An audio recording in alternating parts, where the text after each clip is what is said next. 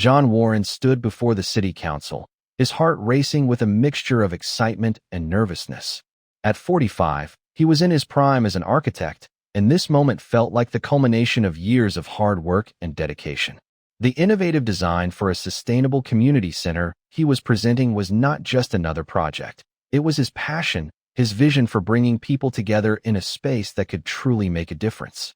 As he spoke, his enthusiasm was palpable, each word carrying the weight of countless hours of planning, designing, and refining. The council members leaned forward, clearly engaged by John's presentation. When he finished, a palpable silence filled the room before the mayor broke into a warm smile. "Mr. Warren, your vision is exactly what this city needs," she said, her voice carrying a note of genuine admiration. "We will be in touch soon with our final decision." John nodded, trying to keep his expression professional despite the surge of triumph he felt inside. As he gathered his materials, he could hear the council members murmuring among themselves, their tones positive and excited. He allowed himself a small smile as he left the chamber. The crisp autumn air hit John's face as he stepped outside, grounding him after the intensity of the presentation. He took a deep breath, savoring the moment. This project could be the one to cement his legacy, to truly make a mark on the city he loved. As he walked to his car, his phone buzzed in his pocket. John pulled it out, expecting a congratulatory message from Ruby, his wife of 15 years. Instead, the text he saw made his heart sink slightly. "Working late again. Don't wait up." John sighed, pocketing the phone without replying. It was not the first time Ruby had sent such a message, and lately the signs seemed to be appearing with increasing frequency. A faint, persistent whisper in the recesses of his mind suggested that something was amiss, yet he deliberately suppressed the thought. Their relationship had grown distant of late, a tension he attributed to the immense pressure of his major professional undertaking. He reassured himself that once his work reached its conclusion and life regained its normal rhythm, they would find the space to mend their connection. Unbeknownst to John, the tempest quietly gathering within his personal life would soon render his career successes utterly trivial by comparison. Later that evening, John sat within his home office, the cool luminescence of his monitor casting light upon his intent features. He was meticulously examining the final adjustments to his design, resolved to refine every last element. A profound quiet enveloped the house, and Ruby's absence was a palpable presence in the stillness. When the need arose to dispatch an urgent email to a colleague, he recalled having left his laptop in the car. Opting to avoid a trip outside, he resolved to use the shared computer situated in the living room. As he settled before it, he observed that Ruby had neglected to log out of her account. He was on the verge of signing her out when a fragment of a message seized his attention. It was a communication from Ruby to her mother, and its contents sent a chilling dread coursing through him. The words read, "Once I have secured enough of his money in my own account, I will leave him. Then I will inform the police that he abused our housekeeper. That should be sufficient to have him imprisoned for a very long time." John sat motionless, his gaze fixed upon the screen, his mind struggling to comprehend the horrifying reality laid bare before him. The woman he had loved and placed his unwavering trust in for 15 years was meticulously orchestrating his utter ruin. In a single, shattering moment, his entire world collapsed. The future he had so vividly imagined, a life of building his career, of growing old alongside Ruby, disintegrated into nothingness. For a fleeting instant, a white-hot, primal rage surged through him. He felt an overwhelming urge to confront Ruby immediately, to demand an explanation, to shake her until she revealed how she could commit such a profound betrayal. Yet, as swiftly as the fury had arisen, it receded, supplanted by a cold, deliberate, and calculating wrath. John compelled himself to remain composed. He understood, with stark clarity, that he must now proceed with strategic precision. Over the ensuing days, John became an adept in the art of deception. Outwardly, he maintained the facade of his ordinary life, attending work and engaging in discussions about the community. In the center of the project, John even shared meals with Ruby when their schedules aligned. But beneath this veneer of normality, he was meticulously gathering evidence. He discovered that Ruby had been siphoning money from their joint accounts into a secret one under her maiden name. The amounts were small enough not to raise immediate suspicion, but over time they had accumulated into a substantial sum. John's jaw clenched as he realized how long this betrayal must have been in the works. However, the financial deception was just the beginning. As John dug deeper, he uncovered a trove of text messages between Ruby and her lover, James Vega. James was a smooth-talking real estate agent they had met at a charity gala the previous year. John remembered how Ruby had gushed about James's charm and business acumen. Now, reading their intimate exchanges, he felt sick. Their messages revealed not just a passionate affair, but a carefully orchestrated plan to ruin John. They discussed how to manipulate their friends into believing John was abusive, how to stage evidence, and how to ensure Ruby would emerge from the divorce with as much money as possible. With each new piece of evidence, John's resolve hardened. He had built his career on creating spaces that brought people together, but now he was preparing for a battle that would tear his life apart. The irony was not lost on him. Knowing he needed more than just digital evidence, John hired a private investigator to follow Ruby and James. The investigator returned with a file of damning photographs. Ruby and James in intimate embraces, entering hotels together, sharing secretive meetings in out-of-the-way cafes. Each image was like a knife to John's heart, but he forced himself to study them dispassionately. These would be crucial in the fight ahead. Armed with this mountain of evidence, John contacted his lawyer, Wade Potter. Wade had been a friend for years, and John trusted him implicitly. When John laid out the situation, Wade's usually calm demeanor shifted to one of focused determination. John's jovial face turned grim. "This is serious, Wade," he said, his voice low and urgent as he reviewed the evidence. "We need to move quickly and decisively. If what you've uncovered is true, and it certainly seems to be, Ruby and James could destroy your life if they act first." Together, they formulated a plan. John would drain Ruby's secret account, gather all evidence of her plot and the affair, and disappear before she could enact her scheme. It was a risky move, but staying put was even riskier. "Are you sure about this, John?"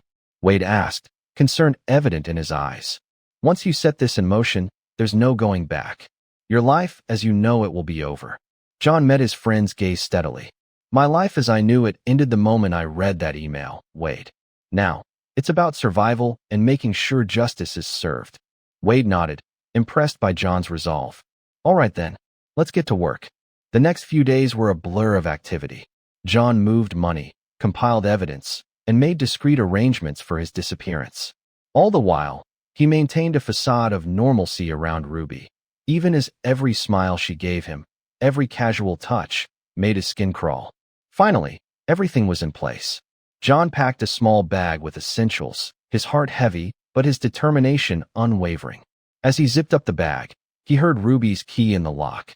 For a moment, panic gripped him. Had she somehow discovered his plan? But there was no time for doubt. John slipped out the back door, his pulse pounding in his ears. As he walked away from the house he'd called home for over a decade, he didn't look back. His old life was over, but he was determined to come out on top in the growing darkness.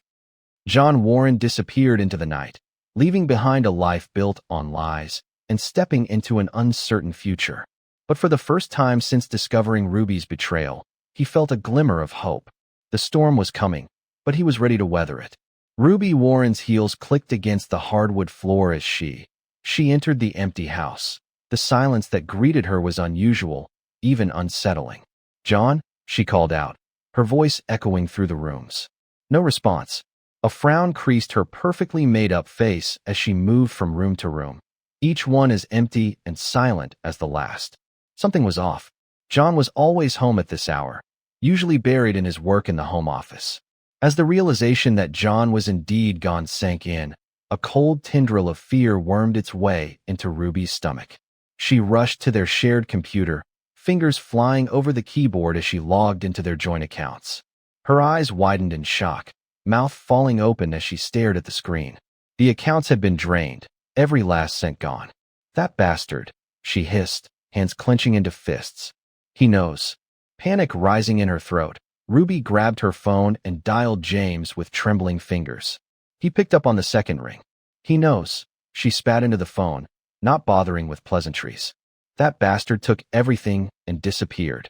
James's smooth voice came through the line, tinged with confusion.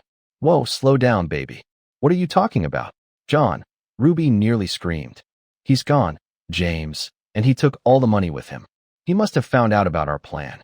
There was a moment of silence on the other end, and when James spoke again, his voice had lost its usual cockiness. I'll be right there.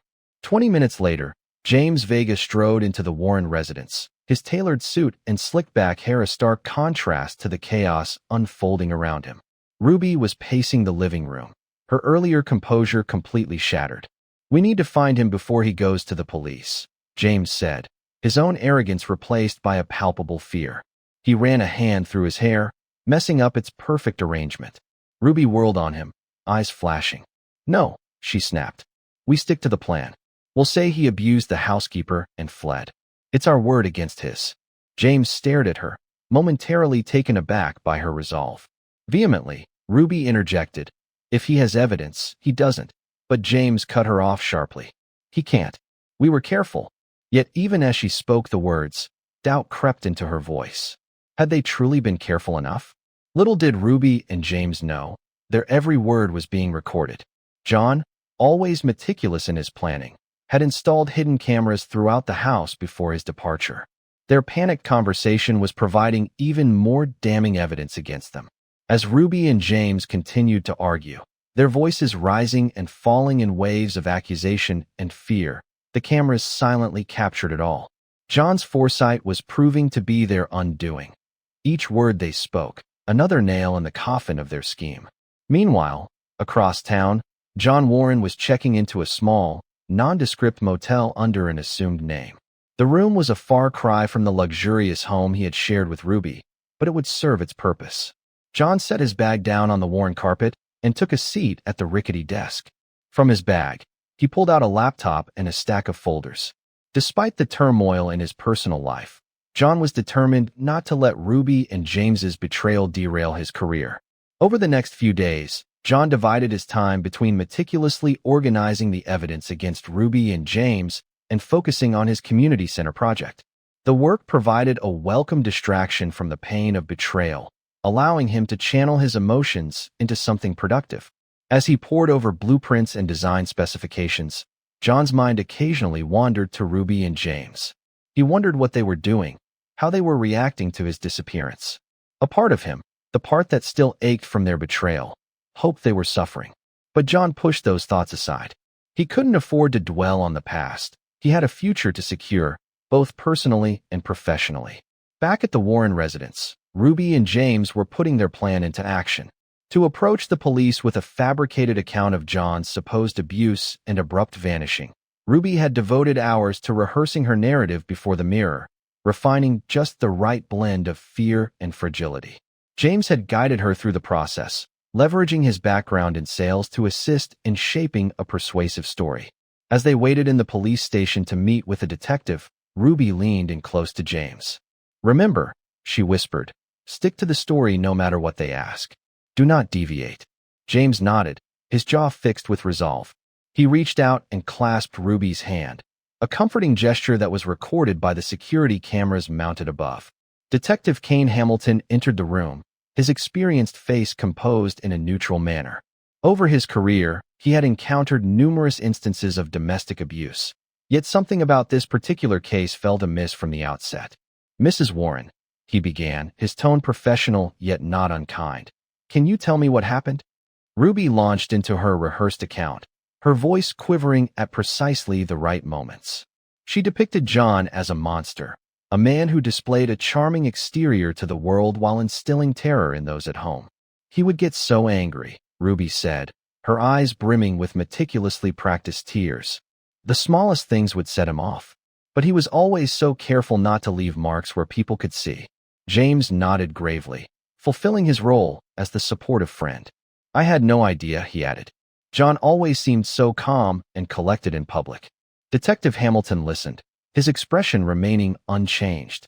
Years of experience had taught him to withhold judgment until he had gathered all the evidence. And something about this case was raising concerns. "Mrs. Warren," he said once Ruby had concluded her story, "these are serious allegations. We will need to speak with your housekeeper." Ruby paled slightly, her composure faltering for just an instant. "Of course," she said, her voice trembling. She is very traumatized. It might take some time to convince her to come forward." Detective Hamilton's eyes narrowed almost imperceptibly. The hesitation in Ruby's voice, the quick glance she exchanged with James, it all contributed to his growing suspicion that there was more to this story than met the eye. "I understand," he said carefully. "Please let us know as soon as she's ready to talk. Her testimony will be crucial to our investigation." As Ruby and James left the police station, they felt a mixture of relief and anxiety. They had taken the first step in their plan, but the detective's questions had unsettled them both. "Do you think he believed us?" James asked as they walked to the car. Ruby shot him a sharp glare. "Of course he did. We were convincing. Now we just need to figure out what to do about the housekeeper." What Ruby and James did not know was that their plan was already beginning to unravel. While they had been spinning their tale to Detective Hamilton, John had made his move. From his motel room, John had sent an anonymous tip to the detective, along with a portion of the evidence he had gathered. The package included financial records showing Ruby's embezzlement, text messages between Ruby and James discussing their affair and their plot against John, and a sample of the video footage from the hidden cameras in the house. When Detective Hamilton returned to his desk after interviewing Ruby and James, he found the package waiting for him. As he went through its contents, his eyes widened in disbelief. The evidence painted a completely different picture than the one Ruby and James had presented. Without wasting a moment, Detective Hamilton picked up his phone and dialed. "Mrs. Warren, Mr. Vega, I need you to come back to the station immediately," he said, his tone now stern and authoritative. "There are some inconsistencies in your statements that we need to discuss." Ruby and James exchanged nervous glances as they sat once again in the interview room. The detective's demeanor had changed dramatically since their last meeting. Gone was the sympathetic listener. In his place sat a man who appeared poised to spring a trap. "Mrs. Warren, Mr. Vega," Detective Hamilton began, his voice cool and professional. "I have some questions about your earlier statements. There seem to be some inconsistencies that I would like to clear up." Ruby forced a confused smile. "Of course, Detective. We want to help in any way we can. What seems to be the problem?" Detective Hamilton laid out a series of documents on the table. "Can you explain these bank transfers, Mrs. Warren? Large sums of money being moved from your joint accounts with Mr. Warren to an account under your maiden name." Ruby's face drained of color. She opened her mouth to speak, but no words came out. James jumped in, his salesman's instincts kicking in. "Detective, I am sure there is a perfectly reasonable explanation for—" "I am not finished, Mr. Vega," Hamilton cut him off sharply. He then produced a stack of printed text messages. "Perhaps you would like to explain these exchanges between the two of you. They seem to detail quite a different story than the one you told me earlier." As Ruby and James sat in stunned silence, their carefully constructed plan crumbled around them. Detective Hamilton continued to lay out the evidence, and with each new revelation, their demeanor shifted from confident to panicked. "I think it is time you told me the truth," Hamilton said finally, leaning back in his chair. "The real truth this time." Ruby and James exchanged a look of desperation. They were cornered, and they both knew it. Their perfect plan, the one they had been so sure would succeed, had fallen apart in a matter of hours. As they began to stammer out explanations and excuses, Detective Hamilton allowed himself a small, grim smile. Justice, it seemed, had a way of revealing itself, no matter how clever the deception. John Warren stepped out of his rental car, his eyes scanning the familiar streets of the city he had called home for so long. The past few weeks had been a whirlwind of emotions and calculated moves, but now it was time to face the storm he had set in motion. He straightened his tie and walked purposefully toward the police station, the weight of the evidence he carried feeling like both a burden and a shield. As he pushed open the heavy glass doors, John steeled himself for what was to come. Detective Kane Hamilton looked up from his desk as John approached, recognition flickering in his eyes, followed by a mix of curiosity and relief. "Mr. Warren," the detective said, rising to greet him, "I'm glad you came in. We have a lot to discuss." John nodded, his face a mask of determination. "Indeed we do, Detective. I believe I have some information that will shed light on recent events." Detective Hamilton ushered John into a private interview room. As they settled into their seats, John began to lay out the entire story. He spoke clearly and concisely, his emotions tightly controlled as he revealed the depth of Ruby and James's betrayal. He produced document after document, each piece of evidence more damning than the last. Bank statements showing Ruby's embezzlement, text messages detailing the affair and their plot, photographs from the private investigator, and finally, the video recordings from the hidden cameras in their home. As John presented his case, Detective Hamilton listened intently, his expression shifting from skepticism to shock and finally to a grudging respect for the man sitting before him. "Mr. Warren," Hamilton said when John had finished, "I've been a detective for over 20 years, and I've never seen a case quite like this. The level of deception you've uncovered, it's staggering." John's jaw tightened. "They thought they could destroy me, Detective. They underestimated how far I'd go to protect myself." Hamilton nodded, understanding the steel behind John's words. "I'm sorry you had to go through this," he said finally, his tone genuinely sympathetic. "Rest assured, we will be pursuing this matter with the utmost seriousness. The charges against your wife and Mr. Vega include conspiracy, fraud, and attempting to pervert the course of justice. They are facing substantial prison time." John felt a weight lift from his shoulders. Justice was now in motion.